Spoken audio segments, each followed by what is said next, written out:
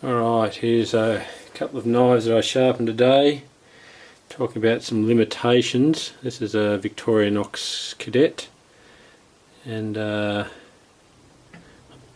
got a nice working edge on it now, but I couldn't get it any narrower than 42 inclusive, because when the jaws, the wicked edge clamp, there's not enough height above the jaws and the stones want to rub on the edge of the jaw, so you've got to come out at the bottom to get at a more obtuse angle, a wider angle. So this one I could only get to 42,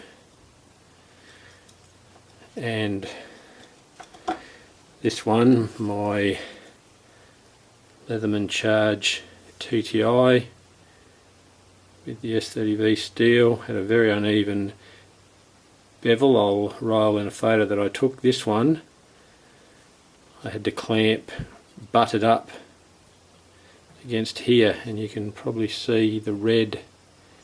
You can see where I managed to not be able to sharpen it right in against the heel. Otherwise,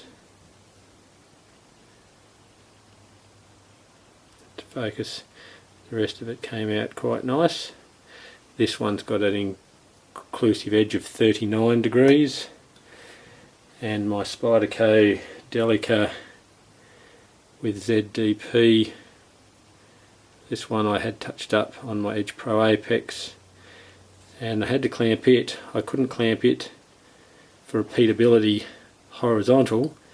I used the prongs and put it in like that, so the angle I was getting when I checked my angle cube, when I set it up there, I was getting, and I set it to match the edge that I already had on it, which was almost polished. It's about 18 there, but it went down to about 18.5 there, and it was under 18. It was 17.75 up here. So the edge, when you sit it in the clamp like that, not even across the whole bevel. So when I sharpened it, you can't really see now because I dropped it up and it's almost a mirror finish again, but it was sharpening more wide at the tip, and then it was coming back at an angle. About some of the shortcomings or problems you run into with the wicked edge, and if I'm going to sharpen people's knives, you have to realise that there are some knives that won't fit in the system or can't be sharpened perfectly because it's a clamp system. So you take a knife like the Gerber Profile, it's got a nice flat section of spine here, so with the depth key, you can put your depth key in, you can put that in there, and then you can level it out and you can wind it in, and you're going to clamp it and it's going to sit there very nicely, and you can then get your edges. It also sits nice and high off the top of the clamp, so you can get a nice acute angle. If you've got an obtuse angle, you widen her out and you've got an angle like this, and that's where the angle cube will tell you what the true angle is that you're measuring. But if you wanted to go into 18 or 17 per side for a 36 or 34 inclusive, you can do that with a knife like this, not a problem. But then where you run into some of the difficulties, I'll take that one out. I sharpened my SE6. It's a fully flat ground blade, so you've got a nice spine, but there's no flat portion. So what I did, I took painter's tape and put layers of it in there, left a bit of a gap, so where my finger is was basically where the tape was on both sides, mounted it in the clamp, did the clamp up and held it.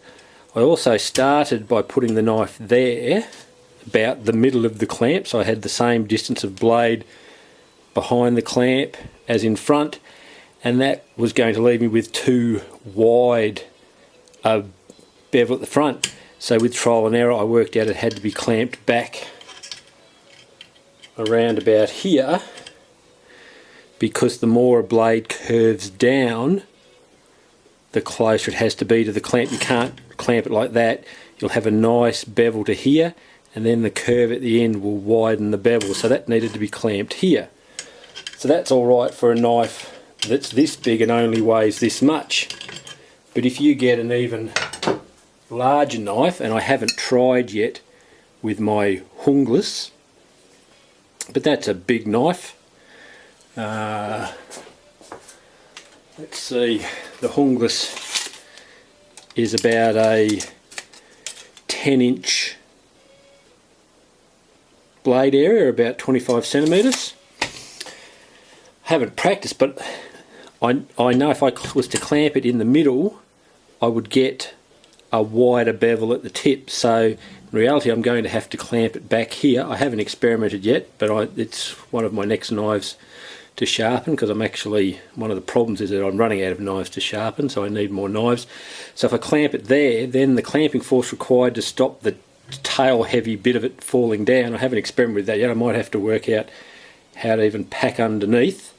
So therefore, you know, different knives have different complexities. Maybe I put it in there and I sharpen from here to here, and then I put it back there with some wood or something holding it, and I just sharpen the tip. That's a thing I have to experiment with a knife like that. You run into a knife like this is the Benchmade 530, and it's got, if you can see, it's got the thickest part of the spines there, and then it tapers down both ways. So if I was to clamp that, I'm going to have to put tape or something down the bottom here to allow, and I'd use the top holes for that one, and I'd clamp it in there like that, and away I'd go. But I'd have to experiment with how far forward to get the perfect thickness of the bevel there. Like in the, I think I said before, with this is a Spyderco Endurance, one of the flat ones with a sabre grind. This is the ZDP. I could have mounted this one like that and kept this flatter, perfectly flat, which would have given me a more even bevel along the length. But then for repeatability, what I've done before with knives that do create this problem, I've taken a photo, so when I go to put them in next time just for a touch-up, I know approximately where, and you're levelling it. I clamp this one flat on there, which then, I think I said before, gave me a more acute angle at the tip, or the heel, I can't remember. So that changed the angle of the bevel on that knife. So you've got that fully flat ground blades, like I said, with this one. This one's not so much, it's quite a thin blade and obviously doesn't taper in as much as what the SE6 does when you're looking at the thickness of the blades. That creates a bit of a difficulty in clamping. Then you've got the really shallow blades. This is everybody's favourite Juice S2.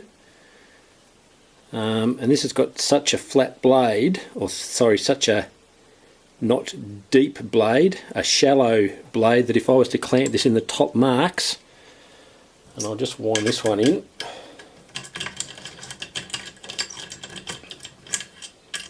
this one creates a problem in that, and I'll just quickly whip the camera out, but this one creates such a problem in that there's only this much height, so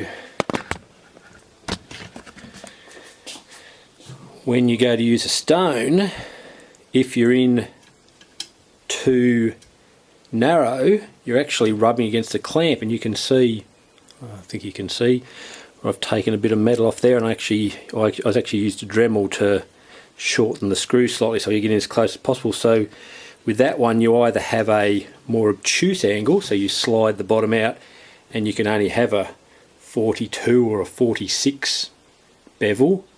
You can't have a nice shallow 36 or 38. So then the other question is, then do you, am I done with it? There it is. Do you then lift it up slightly in the clamp? So just lift it up and just clamp it so it's just in the clamp. Then you've got a bit more height, but you still can't get a real narrow or acute bevel because the clamp won't let you get in close. So you've got to come out more and have a wider angle. So the smaller the blades, it's difficult to put an acute angle on those, so that's a bit of a limitation. And here's an example I showed the other day. I sharpened my Ladybug 3 that sits on my keyring. That's got the sabre grind, so there was a nice flat portion here. This one, as per all your fully flat ground blades, actually from the back of it is thicker, it gets narrower to the tip, and also when you go upwards it's thick down the bottom, it gets narrow up here. So I put some tape up here and some tape forward and attempted to clamp it, although this one, to keep it high, I basically put it at the back in the middle. Didn't put it flat like that, I tilted it up, tried to clamp it, and it actually had a horrible factory bevel, and I still haven't profiled it down yet. But anyway, there's some of the limitations of the Wicked Edge.